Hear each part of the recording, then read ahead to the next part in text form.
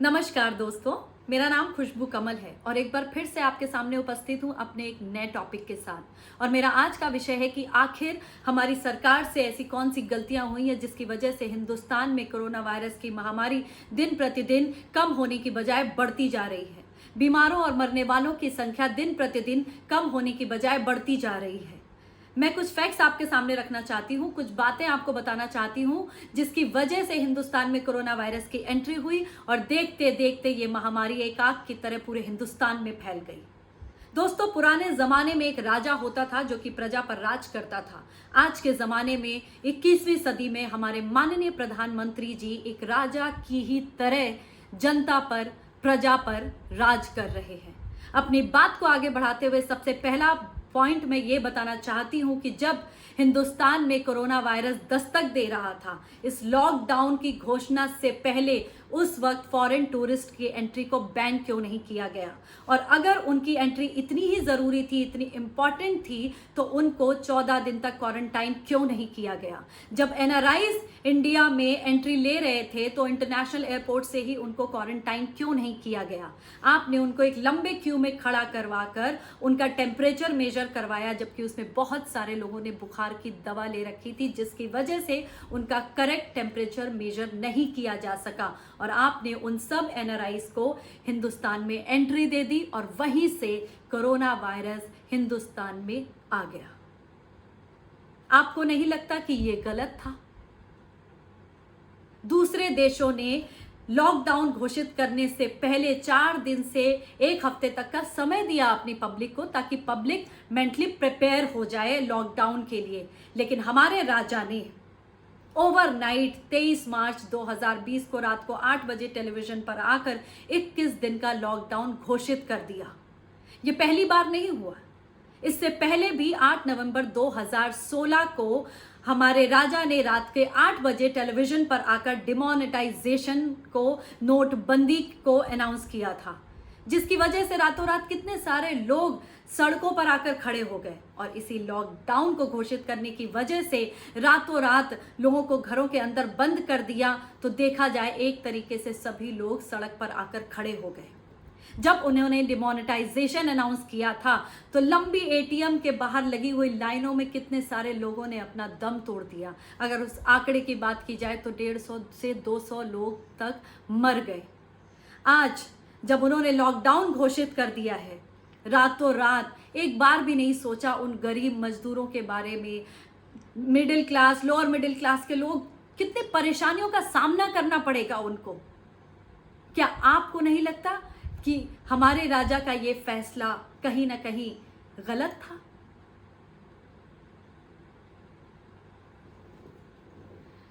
जब बहुत सारे लोग अपने गांव को, अपने शहरों को जा रहे थे, तब आपने उनको उनके स्टेट बॉर्डर्स पर रोक लिया और उनके रहने और खाने का अरेंजमेंट आपको करना पड़ा, सरकार को करना पड़ा। आपने करवाया उनके रहने और खाने का अरेंजमेंट, इस बात को इस तरह से भी कहा जा सकता है। लेकिन अगर लॉकडाउन को अनाउंस करने से पहले उन लोगों को उनके घरों तक पहुंचा दिया गया होता तो सरकार को ये पैसे खर्च करने की जरूरत नहीं पड़ती और वो लोग टाइम से अपने घर पहुंच जाते। अब जब बेचारे इतनी परेशानी, इतनी मुसीबत उठाकर, इतनी तकलीफों में वो अपने घर जाएंगे तो कब वापस आएंगे, इसका कुछ आइडिया नहीं है। और मजदूर वापस नहीं आएगा, काम पर नहीं आएगा, तो इंडस्ट्रीज कैसे चलेंगी? ये बात हम आम आदमियों के दिमाग में आ सकती है, मेरे दिमाग में आ सकती है, तो क्या ये बात हमारे राजा के दिमाग में नहीं आई होगी? जब लोगों में कोरोना वायरस के केसेस पॉजिटिव आने लगे तो आपने तबलीगी जमात पर पूरा ब्लेम डाल दिया। तबलीगी जमात के लोग इकट्ठा हो रहे थे, तबलीगी जमात के लोग इंडिया में एंट्री ले रहे थे। क्या ये बात इमिग्रेशन डिपार्टमेंट को नहीं मालूम थी? मस्जिद में इतने सारे लोग इकट्ठा हैं, ये बात दिल्ली पुलिस को नहीं मालूम थी? अचानक लॉकडाउन घोषित करने की वजह से बहुत सारे लोग महाराष्ट्र के नांदेड़ में श्री हुजूर साहिब गुरुद्वारे में तकरीबन 3000 लोग स्टक हो गए। तब पंजाब गवर्नमेंट ने 51 बसेस महाराष्ट्र में भेजकर उन लोगों को पंजाब वापस बुलाया 26 अप्रैल 2020 को। अकॉर्डिंग टू पंजाब गवर्नमेंट उन्होंने सोशल डिस्टेंसिंग के रूल को फॉलो किया कैसे? एक बस में 50 से 60 लोगों की कैपेसिटी थी, तो उन्होंने सिर्फ 35-36 लोगों को बैठने की इजाजत दी। लेकिन आप अगर एक नजर डालेंगे पंजाब पर, तो जैसे ही ये लोग नांदेड़ से, महाराष्ट्र से पंजाब पहुंचे, उसके बाद ही पंजाब में कोरोना वायरस के केसेस तेजी से बढ़ गए हैं। आपको नहीं लगता कि इस चीज के लिए स्टेट गवर्नमेंट और सेंट्रल गवर्नमेंट कहीं ना कहीं जिम्मेदार है?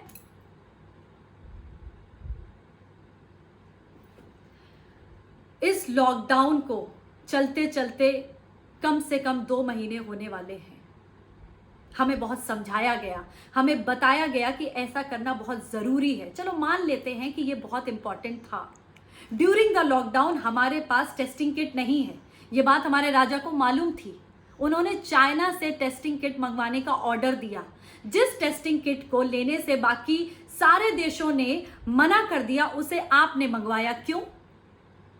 According to my research, China ने कोविड-19 के पेशेंट को 4 ग्रेड में डिवाइड किया था। फर्स्ट ग्रेड, जिनमें नॉर्मल सिम्टम्स थे, उनको उनके घरों में लॉकडाउन किया गया। सेकेंड ग्रेड, कुछ लोगों को अलग अलग होटल्स में रखा गया। थर्ड ग्रेड, जिनमें ऑक्सीजन की कमी थी, उन लोगों को हॉस्पिटल में हॉस्पिटलाइज किया गया। एंड फोर्थ ग्रेड, जिन लोगों को वेंटिलेटर की ज़रूरत थी, जो बहुत सीरियस थे, उनके लिए नए आईसीयू हॉस्पिटल बिल्ड किए गए और उनको वहाँ एडमिट किया गया। जबकि हमारे हिंदुस्तान में 1 ग्रेड से लेकर 4th ग्रेड तक के लोगों को एक साथ एक ही हॉस्पिटल में एडमिट करवाया गया। वहाँ पर बेड की कमी हो गई, नतीजा ये निकला, ज़रूरतमंद पेशेंट को, जो सीरियस पेशेंट है, उसके लिए बेड ही नहीं है। एक न्यूज़ चैनल में मैंने खुद अपनी आंखों से देखा कि गुजरात के अहमदाबाद शहर के सिविल हॉस्पिटल में एक बड़ी संख्या में लोगों को बुरी कंडीशन में रखा गया है, उनका ट्रीटमेंट चल रहा है। वो एक ही मटके से पानी पीते हैं, वॉश बेसिन्स की हालत खराब है, टॉयलेट बुरी तरह गंदे हैं। और वहाँ पर एक मिडिल क्लास पेशेंट जब अपने इलाज के लिए आता है उस गवर्नमेंट हॉस्पिटल में, तो उसको ये बताया जाता है कि उसको भी इसी स्थिति में सर्वाइवल करना पड़ेगा। और अगर वो ऐसा नहीं करता है, प्राइवेट हॉस्पिटल में इलाज के लिए जाता है, तो उसको 7 से 8 लाख रुपए का खर्चा बताया जाता है। इस लॉकडाउन के टाइम में, इस महामारी के टाइम में कौन 7 से 8 लाख रुपए का खर्चा बीमारी पर उठाना चाहेगा? सरकार उठाएगी या इंश्योरेंस कंपनी? कौन इसकी जिम्मेदारी लेगा? आपको नहीं लगता कि कहीं ना कहीं सरकार की नीतियों में कुछ कमी है? राजा जी और उनके मंत्रियों की बैठक में जब लोगों की सभा बुलानी होती है, तो वहां पर गवर्नमेंट और पॉलिटिकल पार्टीज अपने फंड के पैसे से लोगों की भीड़ इकट्ठा करने के लिए बसेस का इंतजाम करती है, उनके खाने का, पीने का इंतजाम करती है। तो जब ये गरीब आदमी भूखे पेट, प्रेग्नेंट औरतें बेचारी पैदल चल चल के अपने गांव और शहरों के लिए जा रही थी, तो उस वक्त कोई भी पॉलिटिकल पार्टी उनकी मदद के लिए सामने क्यों नहीं आई? हमारे राजा जी के दिमाग में एक सोच आई। उन्होंने बोला रात को 8 बजे टीवी पर आकर कि जो लोग हमारे लिए दिन रात निस्वार्थ सेवा कर रहे हैं, चाहे वो डॉक्टर्स हैं, नर्सेज हैं, पुलिस डिपार्टमेंट के लोग हैं, जो भी लोग हैं जो हमारे लिए इस वक्त महामारी के समय में अपना घर छोड़कर, अपना परिवार छोड़कर, अपनी जान की परवाह किए बगैर हमारे लिए काम कर रहे हैं, उनके लिए हमें उनको सम्मान देने के लिए, उनका मनोबल बढ़ाने के लिए थाली बजानी है, ताली बजानी है। हमने किया। फिर उन्होंने बोला कि मोमबत्तियां जलानी है, दिए जलाने हैं, हमने किया। ऐसा करके हमने कोई गलत काम नहीं किया, हमने बहुत अच्छा काम किया। उनको हमने रिस्पेक्ट दी, उनका मनोबल बढ़ाया, ये एक बहुत अच्छी बात है। लेकिन ये सब करने का जो हमारे मरने वालों की संख्या है, जो केसेस हैं, उसमें कहाँ कोई कमी आई? कोई कमी आई? उल्टा आज की न्यूज बताती हूं। 8 मई 2020 की झांसी मेडिकल कॉलेज की नर्सेस सड़क पर आ गई शाम को 4 बजे। क्यों? क्योंकि उनके पास प्रॉपर उनके पास सुविधाएं नहीं है हॉस्पिटल के अंदर।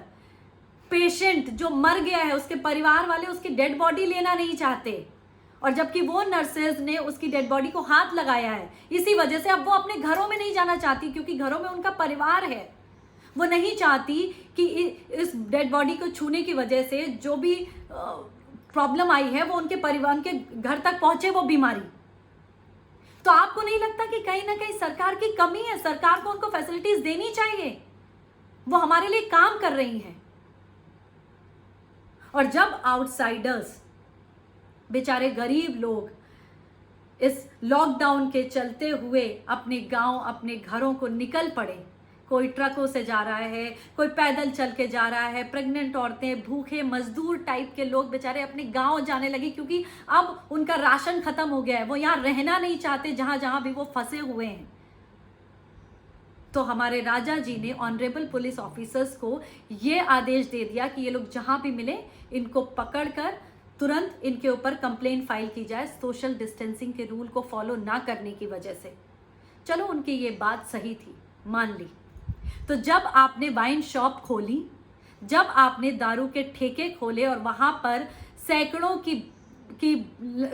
की संख्या में भीड़ लगी है, 500, 600, 700 लोग एक साथ टूट पड़े हैं वाइन शॉप पर, और उन्हीं के सामने पुलिस वाले खड़े हैं, वो देख रहे हैं कि लोग एक के ऊपर एक चढ़े जा रहे हैं, तब आपने इस बात का आदेश क्यों नहीं दिया कि इन लोगों को भी सोशल डिस्टेंसिंग के रूल को फॉलो ना करने की वजह से कंप्लेंट डाल दो? सिर्फ इसलिए क्योंकि उन्होंने अल्कोहल पर 70% का टैक्स ऐड किया था, जिससे गवर्नमेंट को कमाई हो रही थी।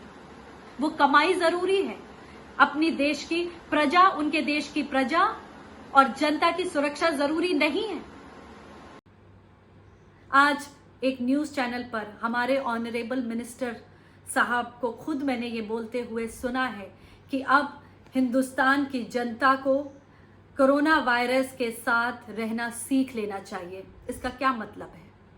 इसका मतलब यह है कि इनडायरेक्टली सरकार ये कहना चाह रही है कि हमने कोरोना वायरस के सामने हार मान ली है।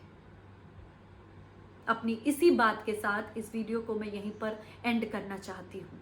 अगर आपको लगता है कि मैंने जो बातें कही हैं, जो फैक्ट्स सामने रखे हैं, वो सही हैं, तो प्लीज़ अपना कमेंट, अपने एप्रिसिएशन, और अगर आपको मेरी कुछ बातें बुरी लगी हैं, जो भी आपके दिल बोले ये वीडियो देखने के बाद, कमेंट सेक्शन में मेंशन करें। मेरे YouTube चैनल को सब्सक्राइब करें।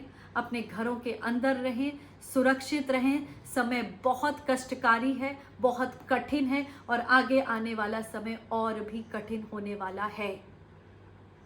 नमस्कार दोस्तों।